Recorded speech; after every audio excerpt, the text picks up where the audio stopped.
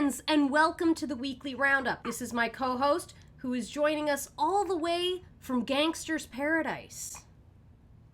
Scary. Last week, we talked about Damar Hamlin, the NFL player who suffered cardiac arrest in the middle of the football field and has since engaged in some very questionable behavior, like showing up to support his team in disguise, incessantly throwing up Care Bear gang signs, and suggesting that he very well may be a clone in a bizarre Twitter post. The conspiracies were rampant, but thankfully this week they've all been laid to rest as Damar posted a thank you video to his Instagram proving that he is alive and kicking. I'm just kidding, the conspiracy theorists never stop. They're now suggesting that the more than 5-minute thank you video does not depict Damar, but a deep fake. Well, I'm so thankful to everybody. I know that it isn't enough just to be thankful. This is just the beginning of the impact that I wanted to have on the world. And with God's guidance, I will continue to do wonderful and great things. I couldn't do this without any of the support and the love, and I can't wait to continue to take y'all on this journey with me.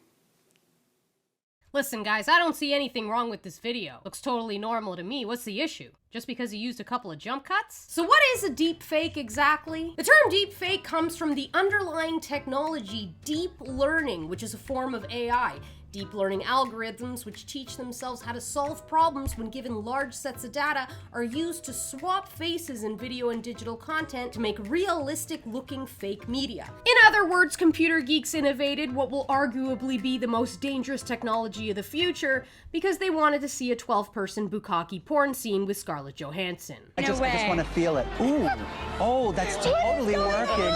A medical journal floats the idea of using brain-dead women as surrogates in whole-body gestational donations. An entry from the Journal of Theoretical Medicine and Bioethics is prompting outrage from women on social media after theorizing that the bodies of vegetative or brain-dead female patients could be utilized as whole-body gestational surrogates. Wait a second, you're telling me it's illegal for brain-dead women to gestate? Explain how there's 12 Kardashian children then. No, but really, I find it pretty odd that everyone was likening the overturning of Roe v. Wade to The Handmaid's Tale. But there's not a peep out of these people now that they've introduced the literal plot of The Handmaid's Tale. Alright, it's not the literal plot. They at least let those women live. Which is more than I hope to say for this guy. A PhD student by the name of Kevin Bass has apologized for his abysmal behavior during the pandemic in an op-ed for Newsweek. The entire opinion piece is the kind of half-baked, sociopathic, insincere drivel you can expect from a perpetual student. But one part really stood out to me. That's when he divulged the motive for his admission of wrongdoing. He's apologizing not to seek justice,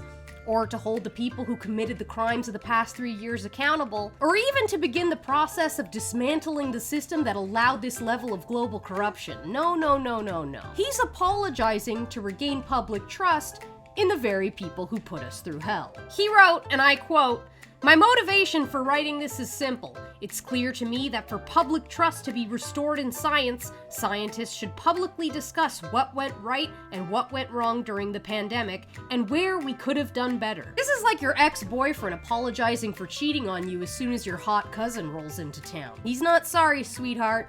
He just wants the opportunity to do it again. Now here's the kicker. After this piece was published in Newsweek, the dude then shared it to his Twitter page, where his followers thanked him for his apology. I mean, when did we become so desperate for validation that we need our enemies to tell us we're right? Bitch, I know I'm right. I've been batting 1,000 since 2006. I need Kevin Bass to tell me I'm right like Kevin Bass needs another degree and a hairbrush. The Paul Pelosi attack footage has been released to the public, and it appears that nobody gives a shit. Big shocker there. Here's the body cam footage of police arriving at his home.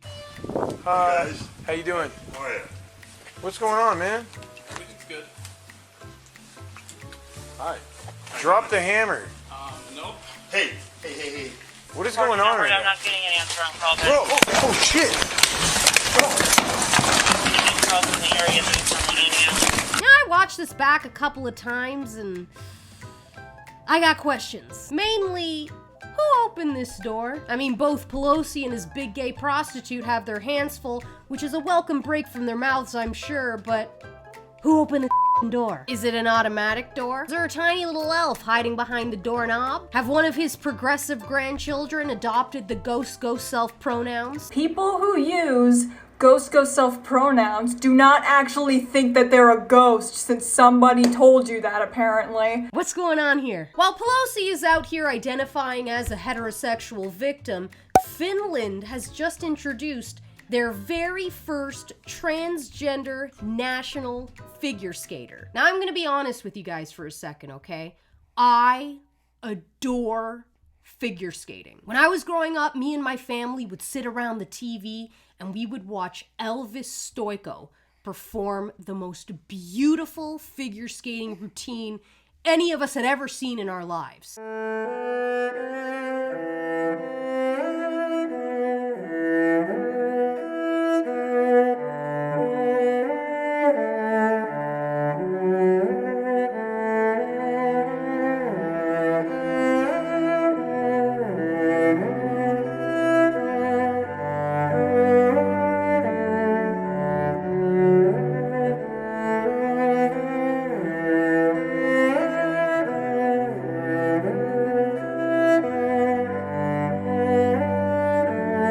No joke, guys, when I first heard that there was a transgender figure skater, I thought to myself, wow, with all the mental illness these guys suffer from, I'm really impressed to find out that one of them could dedicate the kind of time and energy it takes to become a professional figure skater. Really, I'm impressed. But then, I saw his performance.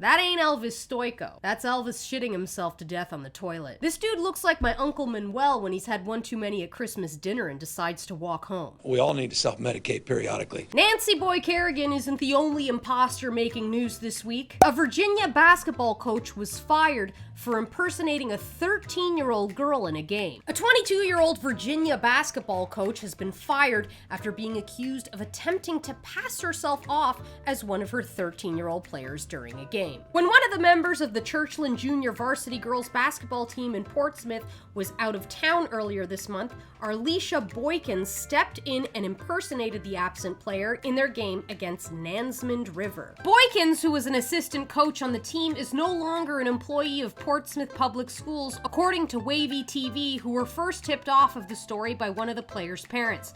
The network added 2 other employees have been dismissed, including the head coach of the varsity team, who had allegedly been encouraging Boykins' behavior during the game. Correct me if I'm wrong here, because I'm not a biologist, but aren't there more similarities between a 13-year-old girl and a 20-year-old girl than there are between a 20-year-old girl and a 45-year-old man? Yeah, I thought there was. So can someone tell me why this woman was fired, but this dude got an interview with the President of the United States?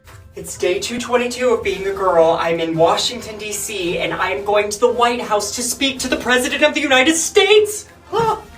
You know that phrase, I fear I may have girl bossed too close to the sun? Well, that's how I feel today, because I get to sit down with Joe Biden and now this news, and I get to ask him a few questions surrounding trans issues in the United States and talk to him about my transness, and I really just want to represent my community the best that I can. And you know what, as silly as I am on here, I'm ready to step up and show that trans people, we're not going anywhere. And that trans kids, they deserve a fighting chance to be their true selves, okay? Oh my god, I'm running late, let's go! I'll tell you why. It's because inclusivity doesn't exist. It's the candy pedophiles dangle in front of your children to lure them into the windowless van of debauchery and perversion. Alright guys, that's it for me today. If you like this video, please don't forget to like, comment, and subscribe, and check out some of these other videos from my channel. Yes, that is the baby's hand. I am breastfeeding right now. Oops, I've been doing it the whole video. What? Ah!